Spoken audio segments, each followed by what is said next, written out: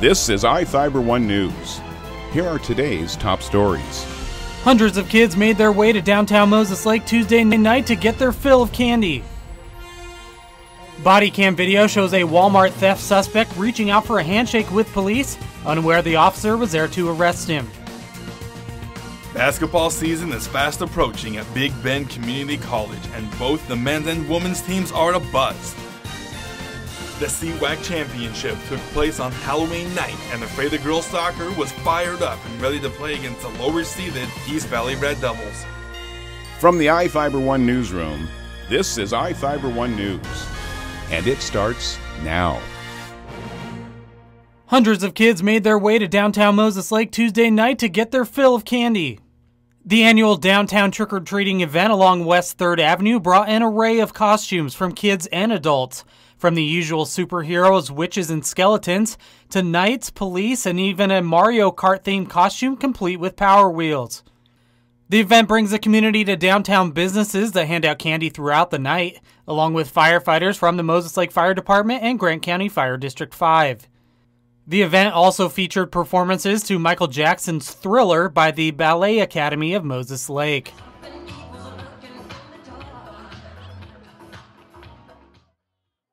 Halloween got a little spookier at Moses Lake High School for their annual community event, complete with a haunted house.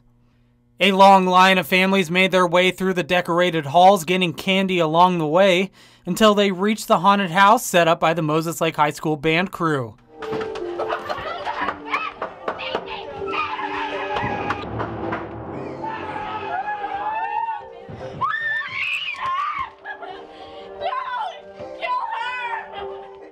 The high school event is sponsored by the Associated Student Body, which also collected canned foods to be donated to the Moses Lake Food Bank. This is Joe Utter for iFIBER 1 News. This segment is brought to you by Maytag and the family Pooch have a lot in common. Both are loyal, both aim to please, and both are tenacious dish cleaners. But only one can sanitize.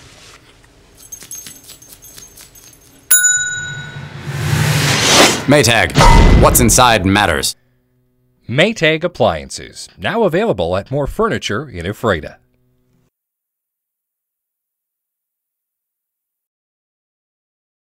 Body cam video shows a Walmart theft suspect reaching out for a handshake with police, unaware the officer was there to arrest him. Prosecutors charged 35-year-old Sean Vandenbos with attempted theft in the third degree, resisting arrest, and possession of heroin in connection to his October 28th arrest. Court records show an officer was in the Walmart loss prevention room watching Vandenbos and a second suspect concealing several items, including a toolbox and a backpack. A second officer waited outside the store for the two men to leave, and about 15 minutes later, body cam video shows the officer go inside and approach Vandenbos. Nothing. Hey, how you been doing? Hey, do me a favor, man. Put your hands behind your back. You're under arrest. So what? Stop. Stop. On the ground right now. Stop. 126, man. I'm gonna fight. I got one suspect. Vandenbos asked the officer several times what he did, followed by a response from the officer that he was stealing. You're stealing, man. I didn't steal anything yet. Police reportedly found the toolbox in the man's backpack and about 1 gram of heroin in his jacket pocket. This is Joe Utter for iFIBER 1 News. Basketball season is fast approaching at Big Bend Community College, and both the men's and women's teams are abuzz. Men's head coach Migo Scott is in his first year as a head coach and has a young team, but that doesn't deter him. More than anything, I just want the guys to, I don't want anybody playing harder than us. That's the first thing. Just because we're young doesn't mean we can't win. So for me, our goal is to, we shoot for a regional championship at all times, and we just want to make the tournament. Only 3 sophomores are returning, among them is Blake Dittman, who's excited for the season ahead. We have a good group of guys. They're all really good basketball players, and so we all gel together really well. On the women's side of the court comes much more experience. Coach Preston Wilkes is the only returning head coach among the entire athletic department, and his goal is to get the best out of his players. A lot of these players have untapped potential. They were good, but they have so much more in them, and so we're just trying to get all of that out of them. The women's team has several returning starters who are excited about the team this year. Sophomores Kelsey Foster and Cindy Martinez talk about how they like the team this year and their commitment to being great. I think that the team is coming together really well this year, and all the girls each are filling a role, and it's all filling out really well, so I think we should be really good this year.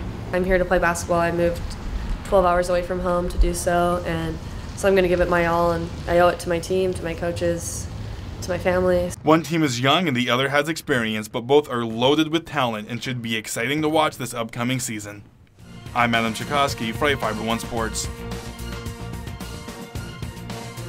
The CWAC Championship took place on Halloween night, and the Freda girls soccer was fired up and ready to play against the lower-seeded East Valley Red Devils. The game was a scrap, being held scoreless through all of regulation, with both teams taking aggressive shots on goals. As the night wore on, the Tigers had a hard time getting calls to go their way, and their aggressiveness decreased as a result.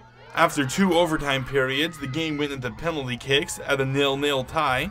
Freda missed the first 2, but finished out strong, making the last 3 penalty kicks. But the Red Devils would sink their last PK, winning the shootout 4-3. After the game, Coach Hillary Coombs kept positive, looking forward to Freda's next game. As far as the season goes, it's not over with. Second in districts is still good. We still have a berth opportunity to state. We're going to just focus on Clarkson, focus on what we need to focus on for us and not be anything else but Ephrata and play Ephrata soccer. Ephrata will next play Clarkston in the Great Northern League crossover game. The game will be in Ephrata this Saturday at 1 p.m. Winner will advance to the state playoffs. I'm Adam Tchaikovsky for iFIBER 1 Sports.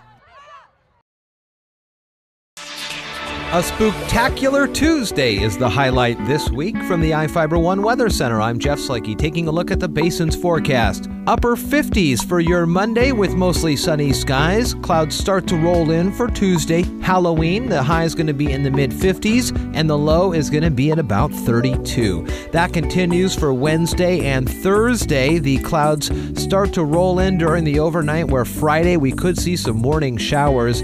Temperatures dipping in the lows into the 20s for Saturday and through the weekend, where we could see a rain-snow mix. For iFIBER 1, I'm Jeff Slakey. This is iFIBER 1 News. For more information on these stories and other news, visit us online at iFiber1.com or check us out on Facebook.